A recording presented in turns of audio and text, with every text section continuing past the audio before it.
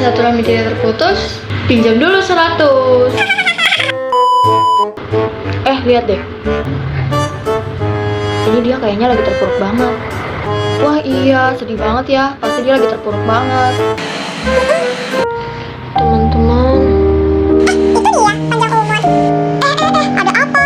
Kok kamu kelihatannya kayak lesu banget sih? Iya nih, aku lagi bingung banget, lagi pusing banget. Karena uang bulanan aku udah habis buat ngeprint tugas. Orang tua aku belum ada transfer lagi. Astagfirullah. Ya Allah. Terus kamu udah makan? Iya, belum. Teman-teman, kalian keberatan nggak kalau aku pinjam uang kalian dulu? Nanti kalau sudah ditransfer ibuku, biasanya tanggal 25 langsung aku kembalikan. Hutang piutang dalam Islam boleh loh teman-teman, karena hutang piutang merupakan bagian dari muamalah. Hukumnya mubah, selama dengan niat yang suci, tanpa unsur goroh, tanpa unsur ribah, dan tanpa penindasan. Diriwayatkan dari Abu Hurairah radhiyallahu anhu, ia berkata, Rasulullah Shallallahu alaihi wasallam bersabda, barang siapa melapangkan seorang mukmin dari suatu kesusahan di dunia, maka Allah akan melapangkannya dari kesusahan pada hari kiamat. Barang siapa yang memudahkan bagi orang yang sedang mendapatkan sesuatu kesulitan, Allah akan memudahkan orang itu di dunia dan di akhirat. Dan barang siapa yang menutup celah seorang muslim, Allah akan menutup kesalahannya di dunia dan di akhirat. Allah senantiasa menolong hambanya selama hambanya menolong saudaranya. Hadis riwayat Muslim. Kondisi yang memperbolehkan melakukan utang piutang adalah keadaan mendesak yang terpaksa untuk berhutang. Syarat dan ketentuan. Niat yang suci, dengan tujuan yang benar, sopan dan beretika, bebas riba, saling mengingatkan, dan mencatat utang piutang. Niat melunasi sama dengan lunas? Yap teman-teman, niat melunasi sama dengan lunas. Ini ada hadisnya loh. Siapa saja yang mengambil harta manusia atau berhutang, disertai maksud akan melunasinya, maka Allah akan melunasinya untuknya.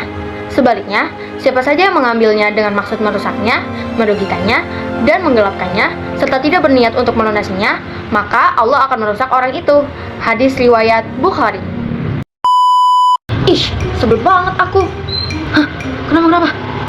Ini si Ica. Kenapa si Ica? Masa dia buat snap jalan-jalan mulu? Terus emang apa salahnya kalau dia jalan-jalan mulu? Iya, nggak ada yang salah. Tapi tuh dia pernah minjem duit aku, janji balikinnya seminggu. Katanya dia lagi butuh banget, makanya aku pinjemin. Malamnya dia malah ngopi-ngopi cantik sama teman-temannya. Terus kamu tanya lagi nggak?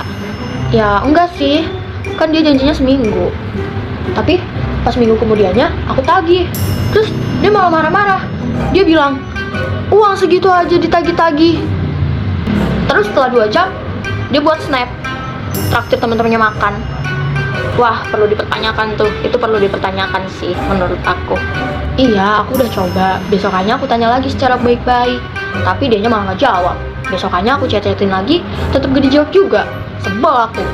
Buat status lancar jaya, jalan-jalan mulu, traktir teman-teman mulu, tapi uang aku gak dibalikin. Hukum menunda-nunda hutang. Diriwayatkan dari Hamam Ibnu Munabbih bahwasanya ia mendengar Abu Hurairah radhiyallahu anhu berkata, Rasulullah Shallallahu alaihi wasallam bersabda, menunda-nunda pembayaran utang bagi orang yang mampu adalah suatu kezaliman. Hadis riwayat Bukhari. Hukum tidak mampu membayar hutang beda lagi loh. Hukum tidak mampu membayar hutang. A'udzu billahi minasy syaithanir rajim.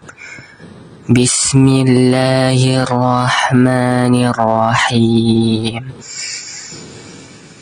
Wa in kana zu usratin fanadhiratun ila maisarah wa an tasaddaqu khairul lakum in kuntum ta'lamun.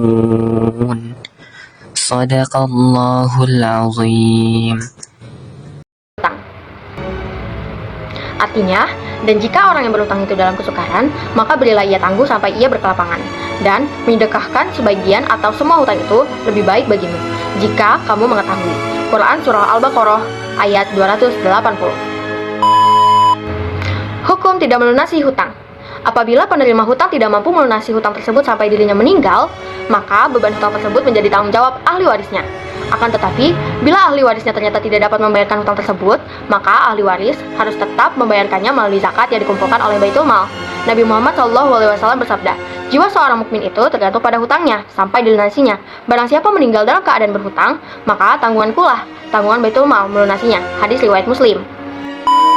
Orang yang tidak melunasi hutangnya akan terkena azab dalam bentuk hambatan dirinya untuk masuk ke surga.